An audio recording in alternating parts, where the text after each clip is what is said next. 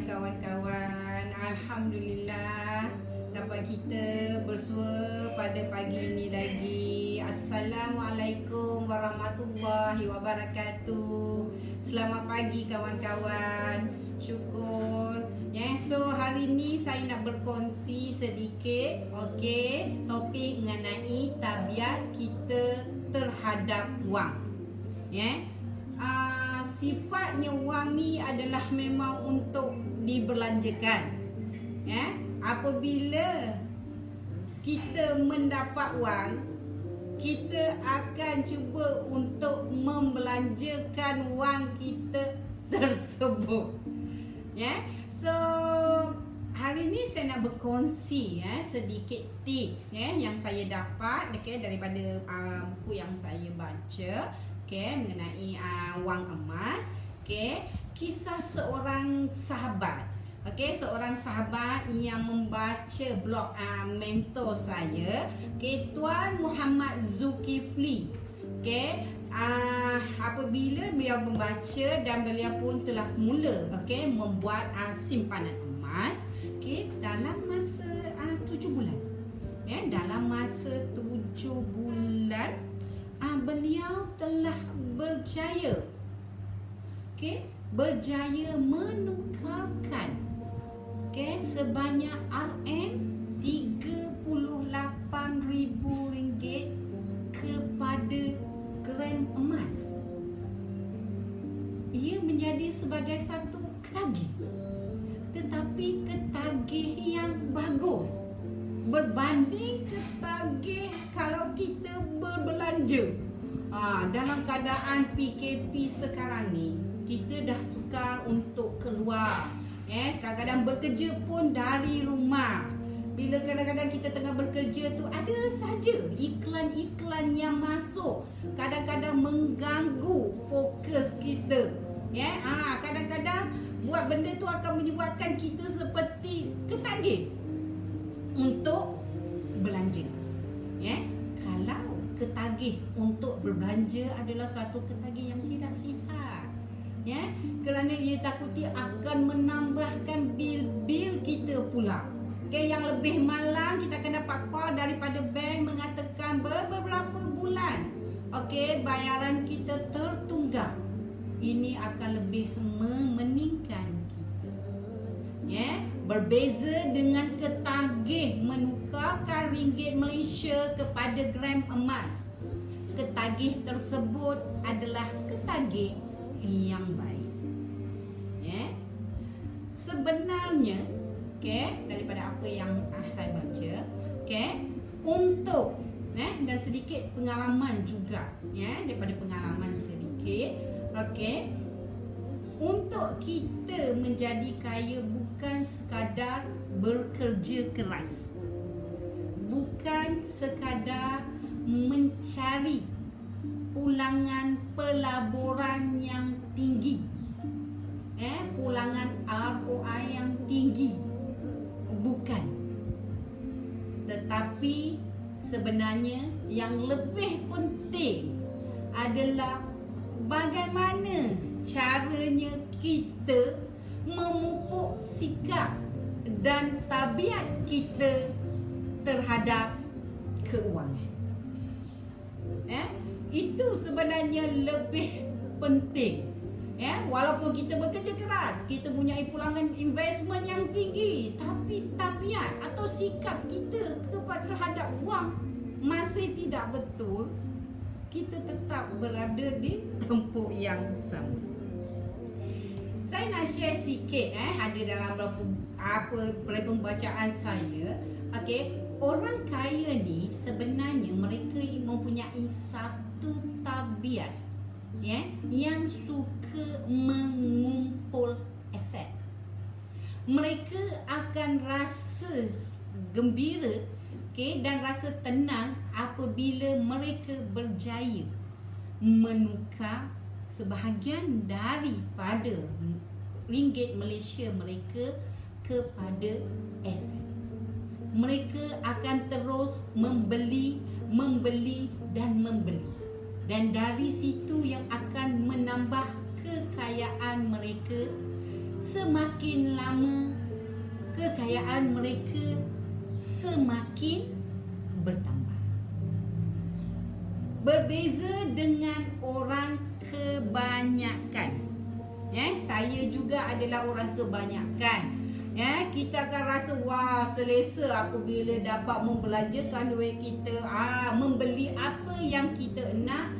Jika perkara yang kita beli, benda tu adalah sesuatu keperluan, ianya berbeza. Tetapi kebanyakannya kita beli adalah kerana kehendak. Dan lebih malang lagi jika sesuatu yang kita beli itu akan menyebabkan hutang kita bertambah. Berbeza dengan orang kaya, mereka akan rasa gembira apabila pendapatan atau keuntungan di dalam pelaburan bertambah dan mereka akan menukarkan kepada aset.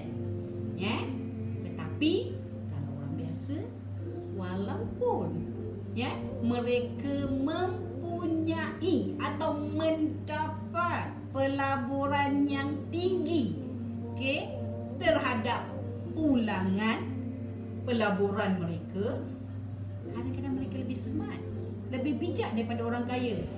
Sebab mereka dah ada perancangan duit yang ada tu nak dibelanjakan ke mana. Saya bukan kata kawan-kawan dia, kadang-kadang saya pun dalam situasi yang sama. Duitnya belum dapat, kita dah tahu okey nak ke mana, nak beli apa. Benda tu this is lumrah. This is lumrah. Sebab tu saya kongsi hari ini tip terhadap tabiat wang. Semoga benda ni boleh saya mendapat hidayah untuk saya juga mempraktikkan benda yang sama. Walau berapa banyak pun keuntungan yang kita dapat di dalam investment ataupun pelaburan, jika tabiat yang tidak betul, habis juga duit tersebut.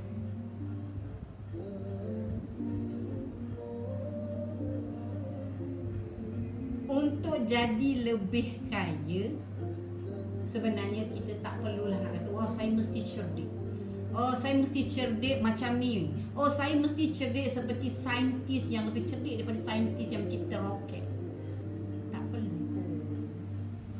Sebenarnya ianya mudah. Macam mana kita mengkontrol, kontrol diri kita sendiri. Bukan saya kata cakap pada kawan-kawan saja, tapi yang penting bercakap kepada tuan punya diri. Bukan penting berapa pelaburan saja yang kita dapat, tetapi penting untuk kita membetulkan. Bagi saya penting untuk saya membetulkan tabiat saya. Cuba belajar tabiat orang kaya-kaya. Tabiat orang kaya-kaya.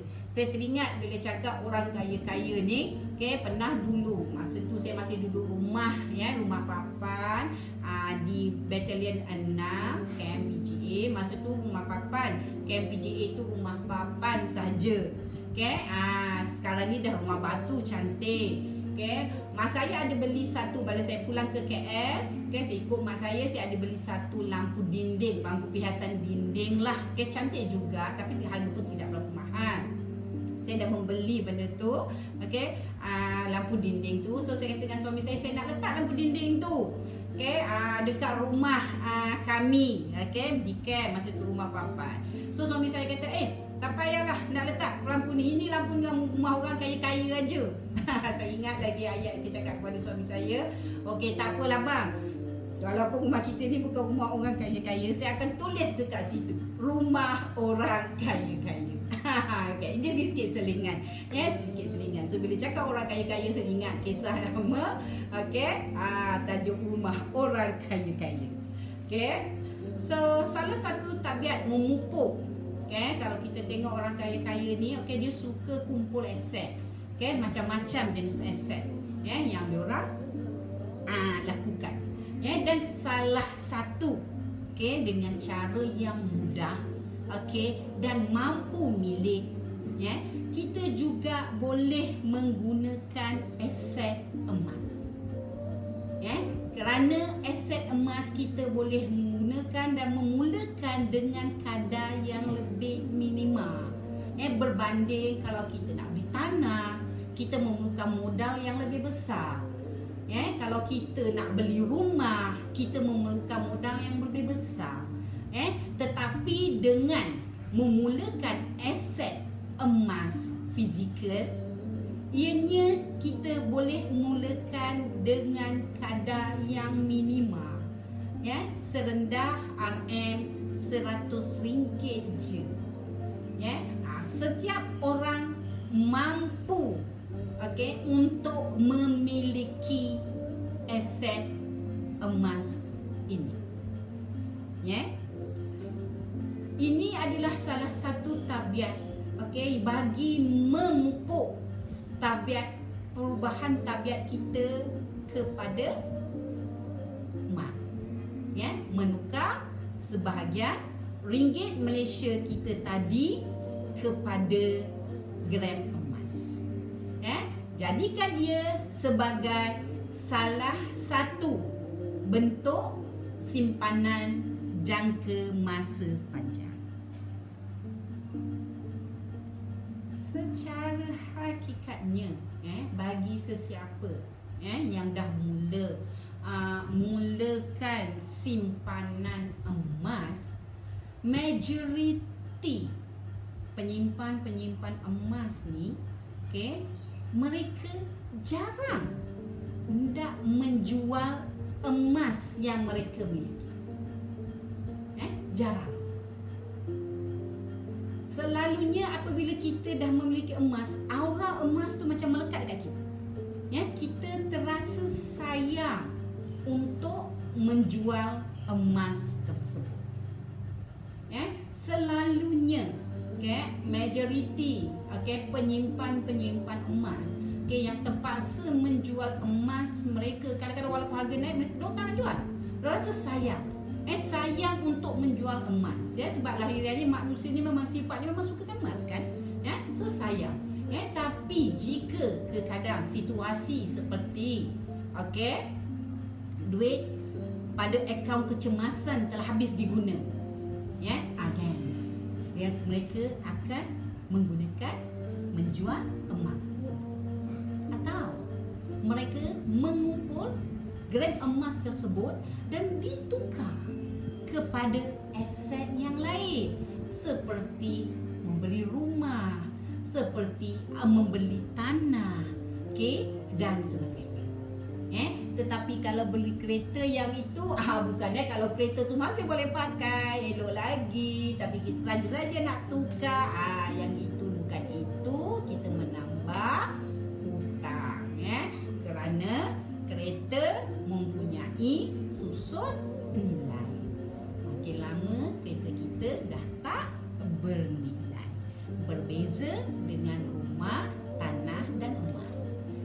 Makin lama kita simpan, nilainya akan makin bertambah.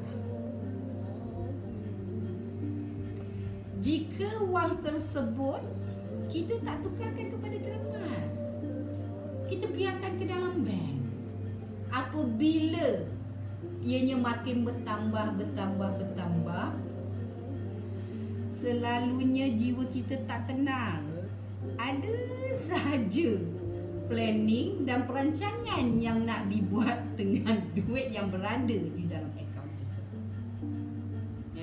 Ini dua perbezaan.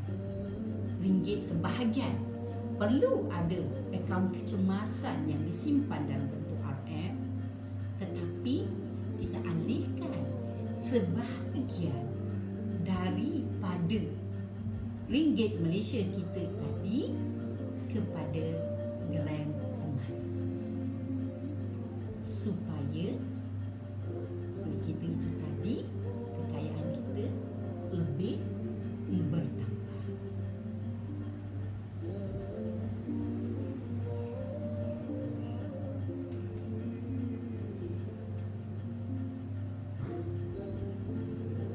Bukan pulangan pelaburan yang membuat kita kerugian besar. Apabila kita mengalami pulangan pelaburan yang negatif, akan menyebabkan kita kerugian besar. Tetapi sebenarnya sifat kita terhadap keuangan adalah penyebab utama kerugian kita. Sifat boros, sifat kurang menguruskan keuangan dengan betul yang menyebabkan kita kerugian besar. Untuk mengelakkan kita menyesal kemudian hari, urus keuangan kita dengan urus sifat kita terhadap wang.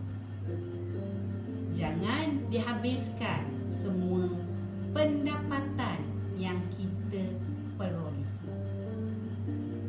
Simpan untuk dana kecemasan dan alihkan sebahagian daripada ringgit Malaysia kita itu tadi kepada gram emas supaya ianya bertahan lebih lama.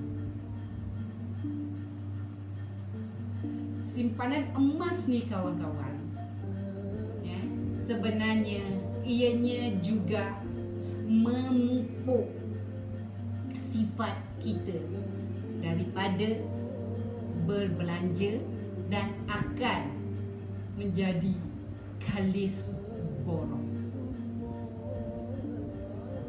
Selain itu, ianya juga adalah kalis inflasi. Okey kawan-kawan, jika ada, sorry saya tak nampak, ya, mungkin saya ubah setting sedikit. Tekan-tekan tadi terubah settingnya. Kalau ada yang menonton, saya ucapkan ribuan terima kasih, ya. Dan kalau ada yang ingin, yang ingin mengetahui dengan lebih lanjut, untuk pengurusan wang, so insya-Allah, ya, saya boleh berkongsi, bolehlah, tekan link, yang seperti terdapat dalam posting saya ini, ya. So kalau ada tersilap kata, terkasar bahasa, saya mohon ampun dan maaf. Saya sudahi dengan wabillahi taufiq wal hidayah. Wassalamualaikum warahmatullahi wabarakatuh.